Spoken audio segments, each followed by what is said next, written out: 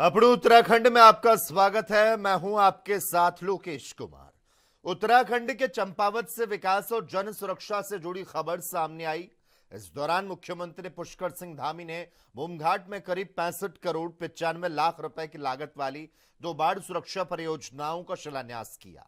इस अवसर पर मुख्यमंत्री ने कहा, शारदा तटबंध क्षेत्र की सुरक्षा सुनिश्चित करने के साथ साथ ये परियोजनाएं आने वाली पीढ़ियों के सुरक्षित भविष्य की मजबूत नींव साबित होगी। कार्यक्रम के दौरान मुख्यमंत्री ने सेवा पखवाड़े के तहत लगाए गए विभिन्न विभाग के स्टॉल का निरीक्षण किया और लाभार्थियों को सरकार की जन कल्याणकारी योजनाओं का लाभ दिलाया। उन्होंने स्पष्ट निर्देश दिए, सभी विकास कार्य गुणवत्ता के साथ और निर्धारित समय सीमा के भीतर पूरे किए जाएं। मैं इस अवसर पर आप सभी का इतनी बड़ी संख्या में आज आप मां शारदा के इस पावन सानिध्य में, मोहित बैठ जाओ, हेमाचंद जी है, मोहित जी है, हमारे पाठक जी है, तमाम, तो मैं आप सबका आज बहुत ही शानदार अवसर है जब यहाँ तटबंधों के निर्माण की 60 करोड़ की योजना का आज शिलान्यास हुआ है। आप सब उपस्थित हैं। मेरे सब चंपावत, टनकपुर, आसपास के क्षेत्रों के बनबसा के सभी परिवारजन आज यहाँ पर आए। मैं आप सबका हृदय से स्वागत करता हूँ, अभिनंदन करता हूँ। और आप सबने आज मेरा इतने जोरदार तरीके से स्वागत किया। सच में मैं बहुत भावुक हो गया। मेरी माताएं, मेरी बुजुर्ग माताएं जब मेरे सर पर अपना हाथ रख रही थी, मेरी बहनें मेरा तिलक कर रही थी और मेरे नौजवान साथी अनवरत रूप से।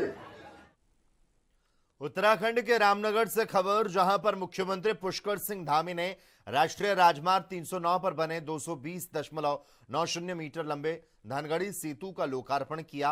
करीब 29 करोड़ 65 लाख रुपए की लागत से बने इस पुल के शुरू होने से कुमाऊं और गढ़वाल के बीच आवागमन पूरे साल सुगम हो सकेगा। साथ ही बरसात के दौरान मार्ग बाधित होने की समस्या से लोगों को बड़ी राहत मिलेगी। वहीं सरकार का कहना है, इस परियोजना से पर्यटन, व्यापार, स्थानीय अर्थव्यवस्था को नई रफ्तार मिलेगी।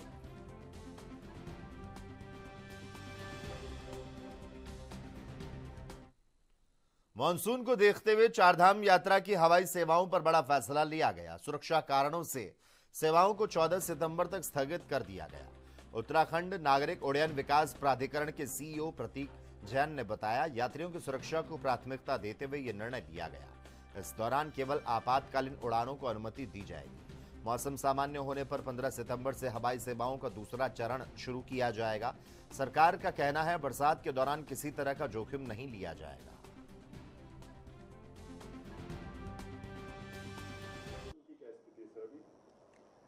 देखिए, बिल्कुल उत्तराखंड में भी मानसून सीज़न दस्तक दे चुका है और यूकाडा के माध्यम से जो सभी चार्टर्ड फ्लाइट्स और केदारनाथ जी में शटल फ्लाइट्स भी चलती थी।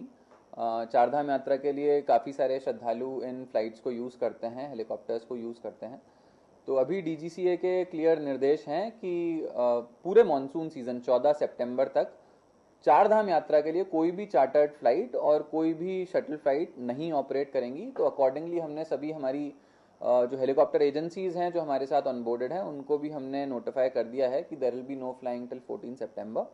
15 सितंबर ऑनवर्ड्स जो चारधाम यात्रा का दूसरा चरण रहेगा मानसून फेज होने के बाद। हालांकि यात्रा तो अभी भी चल रही है, लेकिन एक तरह से हेलीकॉप्टर ऑपरेशंस का दूसरा चरण 15 सितंबर के बाद इनिशिएट हम लोग फिर से करेंगे। और दूसरे चरण की भी हमारे को किस तरह से तैयारी करनी है, उसके लिए अभी से हम लोग। उधर रुड़की में महज 1.5 घंटे की मूसलाधार बारिश ने प्रशासनिक तैयारियों के पोल को खोल कर रख दिया।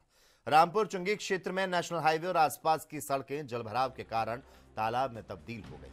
बारिश का पानी दुकानों में घुसने से व्यापारियों को नुकसान हुआ, जबकि ईदगाह चौक से लेकर सब्जी मंडी तक यातायात प्रभावित रहा।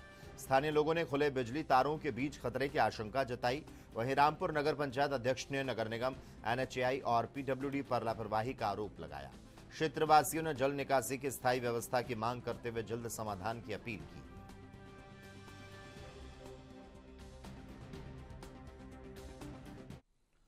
उत्तराखंड में वीर चंद्र सिंह गढ़वाली पर दिए गए कथित बयान को लेकर सियासी विवाद और तेज हो गया।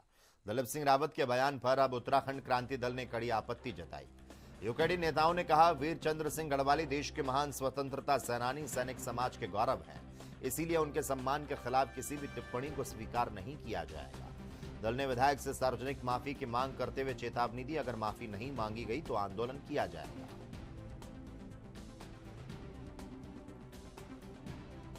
देखो, ये सिर्फ उत्तराखंड क्रांति दल का मामला नहीं है, बल्कि उत्तराखंड में निवासरत समस्त सैनिकों का मामला है। और जिस प्रकार से उन्होंने उनको बुद्धू शब्द कहकर पुकारा, उससे पूरा जो सैनिक समाज है, जितने पूर्व सैनिक है, वो उससे जो है बहुत ही नाराजगी व्यक्त करते हैं।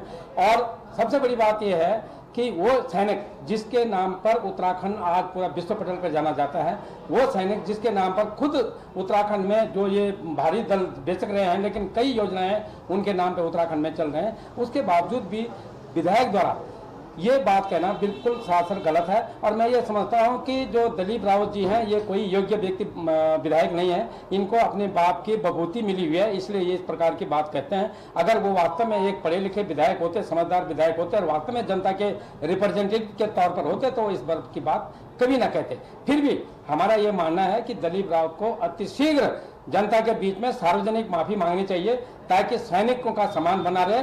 और कहीं ना ऐसा ना हो कि समस्त सैनिक सरकार के प्रति और दिलीप रावत के प्रति जो है आंदोलनरत होकर सड़कों पर न उतरे। गदरपुर में मुख्यमंत्री पुष्कर सिंह धामी सरकार के 5 वर्ष पूरे होने पर भारतीय जनता पार्टी के कार्यकर्ताओं ने मुख्य बाजार में लंगर का आयोजन किया।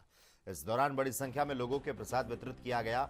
भाजपा नेताओं ने सरकार की उपलब्धियों का उल्लेख करते हुए प्रदेशवासियों को शुभकामनाएं दी। कार्यक्रम में नेताओं ने भरोसा जताया, जनहित और विकास कार्य के आधार पर 2027 के विधानसभा चुनाव में जनता का समर्थन मिलेगा। आज हमारे लिए और हमारी भारतीय जनता पार्टी के लिए और पूरे प्रदेशवासियों के लिए एक बहुत ही खुशी का दिन है कि हमारे प्रदेश के युवा मुख्यमंत्री पुष्कर सिंह धामी जी, जो इस प्रदेश के मुख्य सेवक हैं, उनको इस प्रदेश की सेवा करते हुए आज जब से उत्तराखंड बना है, सबसे ज़्यादा लंबा कार्यकाल मुख्य सेवक के रूप में आज उनका हुआ है। तो इस शुभ अवसर पर मैं सभी प्रदेशवासियों को और सभी भारतीय जनता पार्टी के पदाधिकारियों को, कार्यकर्ताओं को बहुत बहुत बधाई देना चाहूँगा। और साथ ही मैं सतगुरु सच्चे पातशाह जी से अरदास करता हूँ कि माननीय पुष्कर सिंह धामी जी हमेशा स्वस्थ रहें और इसी प्रकार प्रदेश की जनता की सेवा करते थे। माननीय मुख्यमंत्री जी आदरणीय पुष्कर सिंह धामी जी का हमारी भाजपा के जो मुख्यमंत्रियों का जो कार्यकाल रहा, उनसे सर्वाधिक आज का दिन है। और 9 तारीख का उनका पूरा उत्तराखंड के जो तिवारी जी का जो समय रहा है, वो 9 तारीख को उसका संपूर्ण हो जाएगा। तो आज प्रदेश की महान जनता को, विशेष करके भारतीय जनता पार्टी के कार्यकर्ताओं को, पदाधिकारियों को और मातृशक्ति को, जिन लोगों ने इस प्रदेश को बनाने में अपनी कुर्बानियां दी हैं, विशेष तौर पर उनको भी नमन करते हुए कल ये मैंने अपने मन की बात ये आप लोगों के सामने प्रस्तुत की थी कि भाई कल क्यों ना एक ऐसा काम कर दिया जाए कि खुशी का दिन है, क्योंकि माननीय प्रदेश के हमारे पूर्व मुख्यमंत्री, गवर्नर, राज्यपाल, उनको भी पद्म विभूषण माननीय कोश्यारी जी को मिला है। तो आज उनका भी शुभ दिन है। मैं चाहता हूँ कि वो हमारे हल्द्वानी में नगर निगम और प्रशासन ने अतिक्रमण के खिलाफ संयुक्त अभियान को चलाते हुए सख्त कार्रवाई की। सिटी मजिस्ट्रेट एपी वाजपेयी और नगर आयुक्त परितोष वर्मा के नेतृत्व में तिकोनिया से वर्कशॉप लाइन तक अभियान चलाया गया। इस दौरान फुटपाथ पर अवैध रूप से लगाए गए ठेले जब्त किए गए और कई जगह चालान काटकर जुर्माना लगाया गया। प्रशासन ने साफ किया, शहर में यातायात व्यवस्था और आम जनता की सुविधा के लिए अतिक्रमण हटाओ अभियान जारी रहेगा। प्रशासन ने स्पष्ट किया, शहर में यातायात व्यवस्था सुचारू बनाए रखने और आम जनता की सुविधा के लिए अतिक्रमण के खिलाफ अभियान लगातार जारी रहेगा। लोगों से सार्वजनिक स्थान और फुटपाथ पर अतिक्रमण न करने की अपील की गई। वहीं इस दौरान Haldwani city magistrate AP Vajpayee और नगर आयुक्त परितोष वर्मा ने अतिक्रमण पर कार्रवाई को लेकर बातचीत की।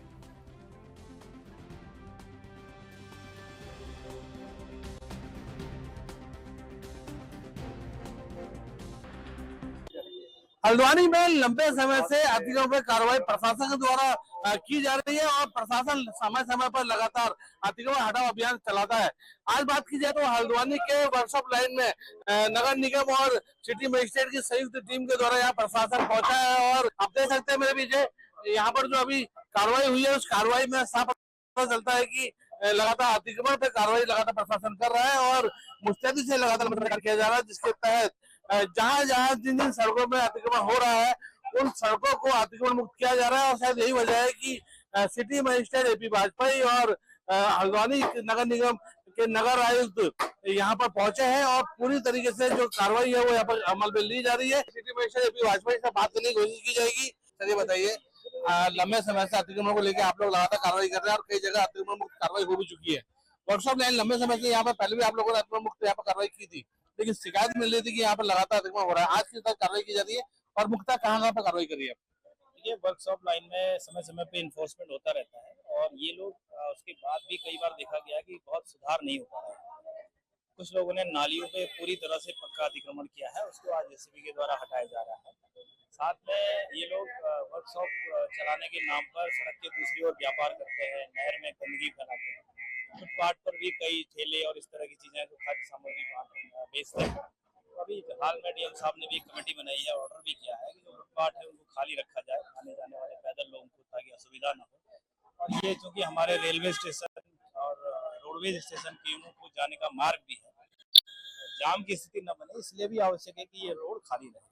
तो हम लोग प्रवर्तन की कार्रवाई करते हैं, लेकिन फिर भी हमें इसमें आवश्यक ये है कि जो नागरिक हैं, खासकर व्यापारी हैं, यहाँ पर जो काम करते हैं, उन लोगों से भी अपेक्षा है कि वो नियमों का पालन करें, अन्यथा फिर भविष्य में भी कठोर। आयुक्त आयुक्त वर्मा जी का भी साफ कहना है कि अतिक्रमण पे कार्रवाई बंद नहीं होगी। प्रशासनिक रूप से लगातार हल्द्वानी शहर के अंदर जहां जहां अतिक्रमण होगा समय समय प्रशासन वहां पहुंच करके उन जगह को अतिक्रमण मुक्त कराएगा। और ये मैसेज भी उन्होंने दिया है कि अतिक्रमणकारी स्वयं अपना डाले तो प्रशासन कार्रवाई करने से पीछे बिल्कुल नहीं हटेगा। Amit Chaudhary, NB news, Haldwani. मंगलौर में दिल्ली हरिद्वार राष्ट्रीय राजमार्ग पर लगाई गई लाखों रुपए की रेड लाइट व्यवस्था यात्रियों के लिए राहत बनने के बजाय समस्या बनी है। चारधाम यात्रा और हरिद्वार गंगा स्नान मार्ग होने के बावजूद यहां लगातार जाम की स्थिति बनी रहती है, जिससे यात्रियों और स्थानीय लोगों को भारी परेशानियों का सामना करना पड़ रहा। स्थानीय प्रशासन और नेशनल हाईवे प्राधिकरण द्वारा लगाई गई रेड लाइट महीनों बाद पूरी तरह से शुरू नहीं हो सकी है, जिससे ट्रैफिक व्यवस्था प्रभावित है। अब आगामी कांवड़ यात्रा को देखते हुए हालात और बिगड़ने की आशंका जताई जा रही है।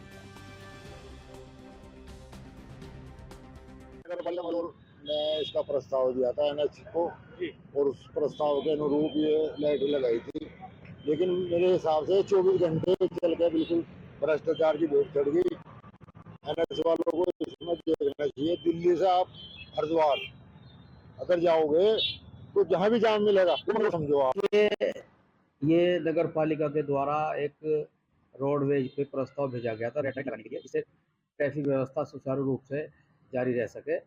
पहले क्या था, मंगलौर 2 भागों में बंट रहा था, पूरब और पश्चिम, और इससे बड़ी मंगलौर के लोगों को दिक्कतें का सामना करना पड़ रहा था। हमने वहाँ पर ट्रैफिक वालों से बात करी, एनएचआई वालों से बात करी, वो उन्होंने हमारी बात को मानते हुए मंगलौर रोडवेज पर रेड लाइट लगा दी है। लेकिन कुछ तकनीकी खामियों के चलते हुए, टेक्निकल फॉल्ट के चलते हुए रेड लाइट शुरू नहीं हो सकी।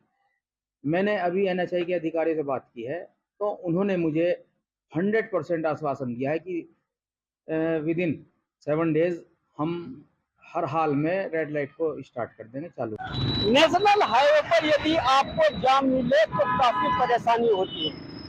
नेशनल हाईवे इसलिए बना जाता है कि वाहन सही दिशा में और अपनी गति से चले, लेकिन मंगलौर में एक ऐसा स्थान है, मैं आपको दिखाना चाहूंगा। ये नेशनल हाईवे 334 है, लेकिन यहाँ आए दिन जाम की समस्या बनी रहती है। मैं आपको एक चीज और दिखाना चाहूंगा। सामने जो है रेड लाइट लगाई जा चुकी है, लगभग 10-15 दिन हो चुके हैं रेड लाइट लगे हुए, क्योंकि इधर से जो वाहन आ रहे हैं, इधर से आते हैं, दिल्ली की तरफ से वाहन आते हैं, इधर जाते हैं हरिद्वार की तरफ से। ये आपका लंडोरा रोड है, एक रेड लाइट यहाँ लगाई गई है ताकि इधर से आने वाले वाहन वहां रुक जाए, कोई जाम नहीं मिले। देखिए, मैं आपको दिखाना चाहूंगा, अभी जाम की समस्या है। ये नेशनल हाईवे 334 है, लेकिन आए दिन यहाँ जाम की समस्या रहती है, बड़ी परेशानियों का सामना करना पड़ता है। लेकिन जिम्मेदार विभाग कब ये रेड लाइट शुरू करेगा, कब इसका फायदा मिलेगा। मंगलौर से एनबी के लिए अकेला। देहरादून के रायपुर थाना क्षेत्र में रिंग रोड स्थित शराब के ठेके के बाहर 2 पक्षों के बीच विवाद हिंसक हो गया। और देखते ही देखते मामले में फायरिंग शुरू हो गई, जिसमें 2 युवक गोली लगने से घायल हो गए। घटना के बाद दोनों घायलों को अलग अलग अस्पताल में भर्ती कराया गया। सूचना के मिलते पुलिस मौके पर पहुंची, ठेका समय से पहले बंद कराया, जांच को शुरू किया गया। वहीं मामले में पुलिस सीसीटीवी फुटेज को खंगाल रही और फरार आरोपियों की तलाश में लगातार दबिश दी जा रही है। देखिए, ये तकरीबन 9:30 के आसपास की बात रही होगी, जो हमारा रिंग रोड है पुलिया नंबर 6 के आसपास, तो वहाँ पर ये घटनाक्रम हुआ था। कुछ व्यक्तियों के द्वारा बताया गया कि वो जो ये अंग्रेजी शराब का ठेका है उसके बाहर खड़े हुए थे और उन्होंने कुछ लोगों को अपनी तरफ को भागते हुए देखा और एक उन्होंने फायर की आवाज़ सुनी और दोबारा जो है एक और उनके द्वारा जो फायर की आवाज़ सुनी गई। तो इसमें 2 लोग जो है इस घटनाक्रम में घायल हुए हैं। एक व्यक्ति के पैर में लगी है गोली और एक व्यक्ति के जो है बाएं कंधे के ऊपर जो है गोली लगी हुई है। दोनों जो है अस्पताल में उपचाराधीन हैं। दोनों की कंडीशन जो है बिल्कुल खतरे से बाहर है। अभी उनसे भी पूछताछ घटनाक्रम के जो हुआ उसके संबंध में जानकारी की गई, तो अभी उनके द्वारा जो है इसमें बिल्कुल अनभिज्ञता प्रकट की गई है। इसमें हमारे द्वारा खुलासे के लिए जो है विभिन्न पुलिस टीमें गठित कर दी गई हैं, जिसमें कि सीसीटीवी और ही साथ साथ जो वहाँ पे लोग मौजूद थे और बाकी और लोगों से संबंध में जानकारी की जा रही है और जल्दी ही पूरे घटनाक्रम का हम लोग इसको खुलासा करेंगे। खबरों का सिलसिला लगातार जारी रहेगा। वक्त एक छोटे से ब्रेक का हो चला है, जल्द हाजिर हो।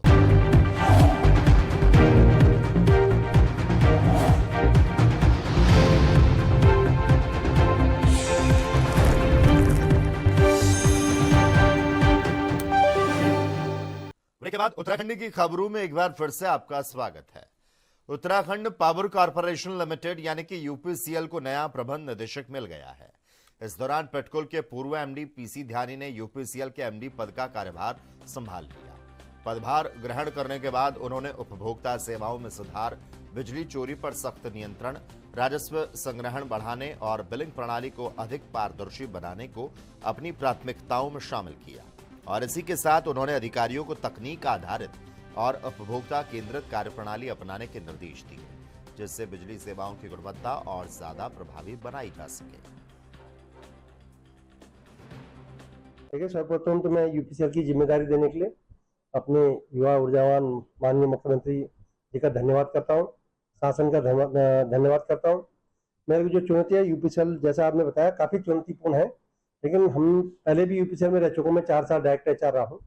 तो यूपीसीएल के जितने भी अधिकारी हैं, कर्मचारी हैं और क्षेत्र जो हमारी भौगोलिक परिस्थितियाँ हैं, मैं सभी हमारे जो बिजली घर हैं, जो हमारी साइट्स हैं, सबके विषय में मेरी जानकारी है।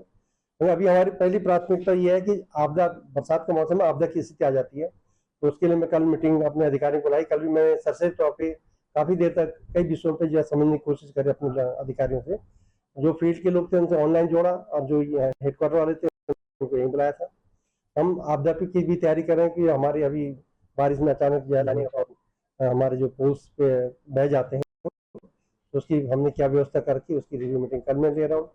दूसरा सबसे महत्वपूर्ण है कि हमारी जो बिजली जो डिमांड और सप्लाई है, उसमें जो गैप है, जो हमारी जनरेशन काफ़ी कम हो जाता है और डिमांड ज़्यादा बढ़ जाती है, तो उसको हम किस प्रकार से उसको मैनेज करेंगे, तो उसकी भी हम मीटिंग ले रहे हैं, उसकी तैयारी कर रहे हैं। और हमें कहीं पर जो बिजली कटौती है उससे उसकी स्थिति उत्पन्न न हो पाए, हमारे समाज के उपभोक्ताओं को गुणवत्तापूर्ण बिजली मिले, ये मेरा।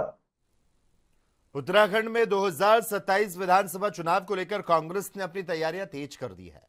पार्टी परिवर्तन संकल्प यात्रा रैलियों के जरिए जनता के बीच पहुंचकर महंगाई, बेरोजगारी, भ्रष्टाचार और पेपर लीक जैसे मुद्दों को प्रमुखता से उठा रही है। साथ ही कांग्रेस संगठन को बूथ स्तर तक मजबूत करने के साथ टिकट वितरण में जीत की संभावना को प्राथमिकता देने की रणनीति पर काम कर रही है। वहीं पार्टी का कहना है आगामी चुनाव में मजबूत संगठन जनमुद्दों के आधार पर मजबूती से मैदान में उतरेगी। फिलहाल राजनीतिक सरगर्मी तेज है, सभी दल 2027 की तैयारियों में जुटे हुए हैं। बीजेपी ये उनका अपना मामला है, लेकिन कांग्रेस उनसे 2 कदम और आगे है। कांग्रेस जो है 5 ईयर की जो है तैयारी कर रही है, जो कि हमारी पिछले 6 महीने से तैयारी चल रही है। उनकी लेयर क्या है मैं नहीं जानता हूं, लेकिन हमारी लेयर ये है कि हम बूथ कांग्रेस कमेटी, ग्राम कांग्रेस कमेटी, बाजार Congress committee, block Congress committee, मंडल कांग्रेस कमेटी इन 5 लेयर पे हम जो है काम कर रहे हैं। और शहर की अगर बात करें हम, तो शहर में जो है हमारी बूथ कांग्रेस कमेटी, हमारी वार्ड कांग्रेस कमेटी, हमारी बाजार कांग्रेस कमेटी, हमारी जो है मोहल्ला कांग्रेस कमेटी, इस प्रकार से जो हम जो है 5 लेयर पे काम कर रहे हैं। तो हम उनसे कम नहीं है और हमारा संगठन जो चाक चौबंद तरीके से कभी भी घोषणा करवाने हम जो है तैयार बैठे हैं और हमारा काम जारी है। देश में ईंधन की उपलब्धता को लेकर बड़े बड़े दावे किए जा रहे हैं, लेकिन उत्तराखंड के उधम सिंह नगर से सामने आई तस्वीर इन दावों पर सवाल खड़ी करती नजर आ रही। यहां कई पेट्रोल पंप पर पिछले 4 से 6 दिनों से पेट्रोल और डीजल की किल्लत बनी है। हालात ऐसे हैं, आम लोग बिना ईंधन के वापस लौट रहे। वहीं सरकारी वाहनों की सप्लाई प्रभावित होने लगी है।